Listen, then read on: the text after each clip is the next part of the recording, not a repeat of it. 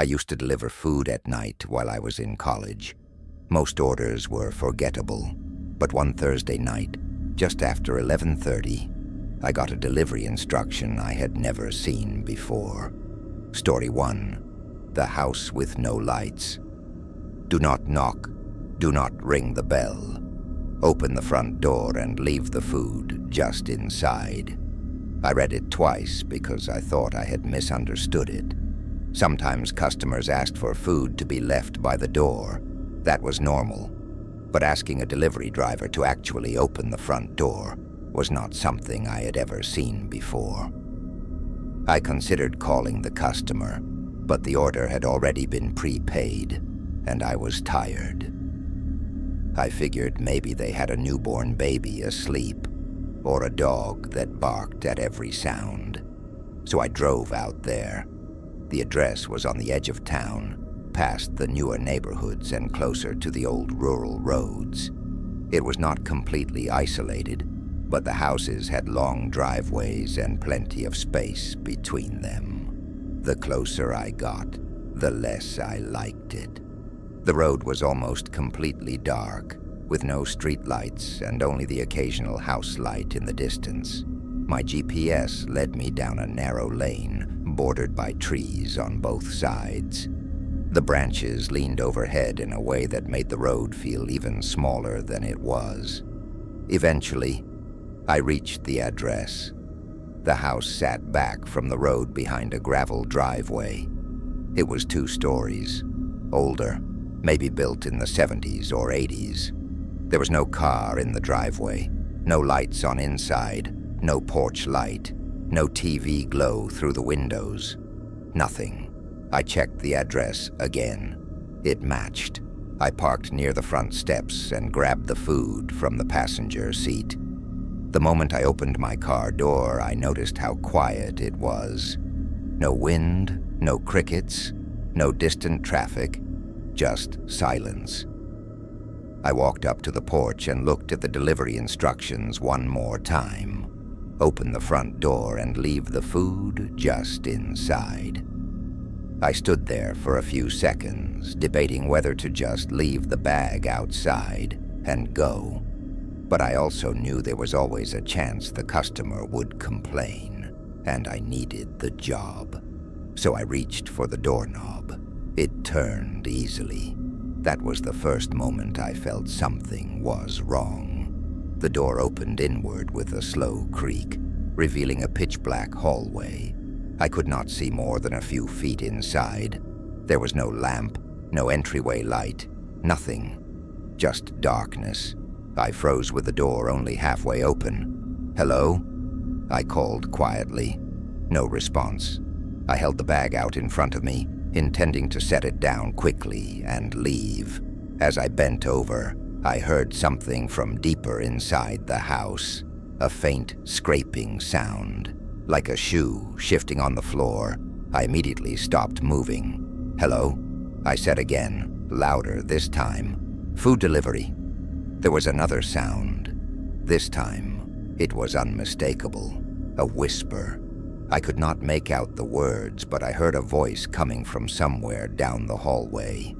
My entire body went cold. I backed away from the doorway, still holding the bag, and said, "I'm just going to leave it here."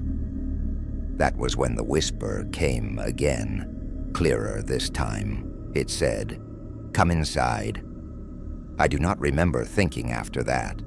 I just reacted. I dropped the food on the porch, spun around, and hurried toward my car. I was halfway down the steps when I heard the front door creak wider behind me. I did not look back. I got into my car, locked the doors immediately, and started the engine. As I reversed down the driveway, I finally glanced toward the porch. The front door was open wider now, and there was someone standing just inside it. I could only see the outline of a person in the darkness, completely still, facing me. I drove away so fast that gravel sprayed behind the tires.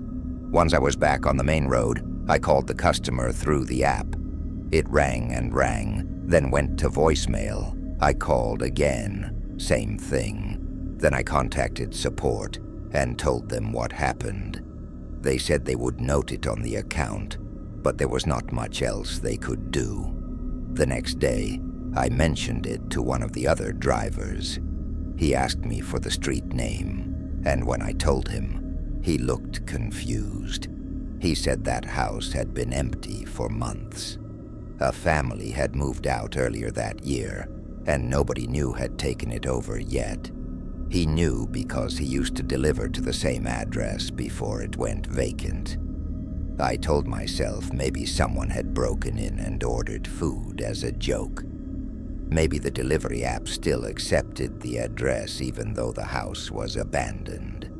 Maybe there was a simple explanation, but none of that explained why the instructions specifically told me to open the front door, or why someone was waiting in the darkness, whispering for me to come inside.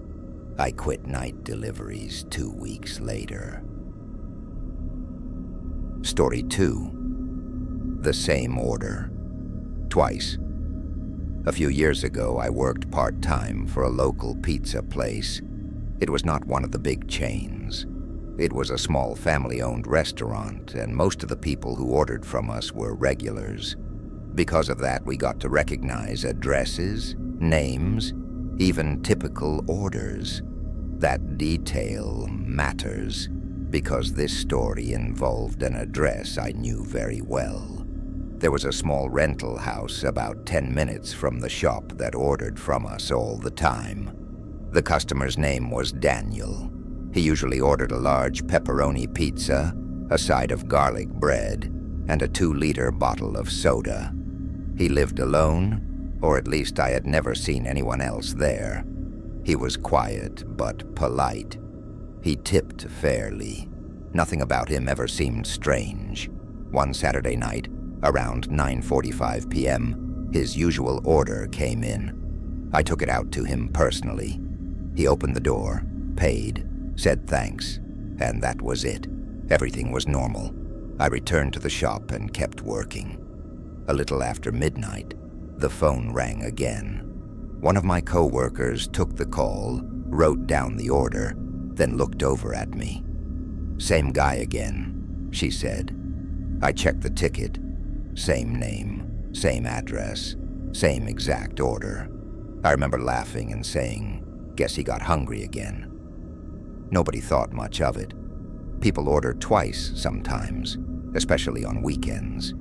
So I loaded the pizza bag into my car and drove back out to Daniel's place. The neighborhood was quiet by then. Most lights were off. I parked in front of the house and noticed right away that the porch light was off. It had been on earlier that evening. I walked up and knocked. No answer. I waited, then knocked again. Still nothing. That was unusual. Daniel normally opened the door quickly. I pulled out my phone and called the number attached to the order. It rang once, then someone answered, but they did not say hello. There was just breathing. "Hi," I said. "Pizza delivery." The line stayed silent except for that breathing sound. "Hello?" Then a man's voice spoke very quietly. "Leave it by the door." The voice sounded different from Daniel's, deeper, rougher. I said, "The total is $26.50. There was a pause. Then the voice answered, "Door is unlocked." That immediately made me uncomfortable. I said, "I can't come inside. I'll wait here." There was no response. I looked at the front door. It was closed, but just barely. The latch did not seem fully set, and there was a thin, dark gap along the frame. I was about to call the shop and ask what they wanted me to do when the porch light suddenly turned on. It startled me so badly that I nearly dropped the pizza. The door opened a few inches. A man stood behind it, but I could not see him clearly. The light from the porch was hitting my face, while his face stayed in shadow. I said, "That'll be $26.50. He held out cash without fully opening the door. I took it and handed over the food. His hand was pale and trembling slightly. Before I could say anything else, he closed the door. I walked back to my car feeling uneasy, but I tried to shake it off. Maybe Daniel had a friend over. Maybe that friend answered the door. Maybe he had just sounded different over the phone. When I got back to the restaurant, my manager asked, "Did Daniel pay?" I said yes. She frowned and said, "That's strange. He just called here asking why someone sent pizza to his house." I stared at her. "What?" She explained that Daniel had called while I was gone. He said he had already ordered earlier and had not placed another order. He said he was not home anymore. He had left around 11 o'clock to spend the night at his girlfriend's place. At first, I thought maybe someone had played a prank, but then my manager added something that made my stomach drop. Daniel said when he came home the next morning, his front door was unlocked. Nothing major had been stolen, at least not that he noticed, but a few drawers had been opened in the bedroom. His bathroom cabinet had been disturbed. A closet door he always kept shut was left open. The police were called, but I never heard whether they found anyone. I kept thinking about the second order. Whoever placed it knew Daniel's full name, his exact address, and his usual order. That meant they had either watched him before, listened to him ordering, or somehow had access to information they should not have had. And if Daniel had not called the pizza place that night, nobody would have known there was a stranger inside his house while he was gone. To this day, I still wonder what would have happened if I had followed that voice and stepped inside. Story 3. The customer was watching. This happened when I was driving for a food delivery app. I'd been doing it for about 6 months, mostly evenings and weekends. It was easy money, and after a while you get used to every kind of strange customer request imaginable. Leave it at the side gate. Text, "Do not knock." Call when you arrive. Hand it to me in the parking garage. Most of the time, weird instructions are just people being particular. But one order still bothers me. It came through around 1:15 in the morning from a fast food place that stayed open late. The destination was an apartment complex I had delivered to before, although not that specific unit. The delivery note said, "Do not use the main entrance. Go around to the side door near the dumpsters. I will meet you there." I did not love that. Side entrances at apartment buildings are usually dark, and at that hour there is almost nobody around. But I had accepted plenty of strange deliveries before, without any problem. So I drove over. The building was old, maybe 4 stories, with a parking lot in front and a narrow service lane running along one side. The main entrance was well lit. The side of the building was not. I parked near the curb and checked my phone. I had a new message from the customer. "You're here. Come around the side." That caught my attention because I had not marked myself as arrived yet. The app may have shown my location, sure, but the wording still made me uncomfortable. I grabbed the order and walked along the side of the building toward the dumpsters. There was one weak light above a metal door at the end of the walkway. The rest of the lane was in shadow. As I approached, another message appeared. "Keep walking." I stopped. I looked around. No one was outside. No one was standing near the door. I did not see anyone in the windows above me, but most of them were dark or had blinds closed. I replied through the app, "I'm by the side door." The customer responded almost immediately. "I know." That made the hair on my arms stand up.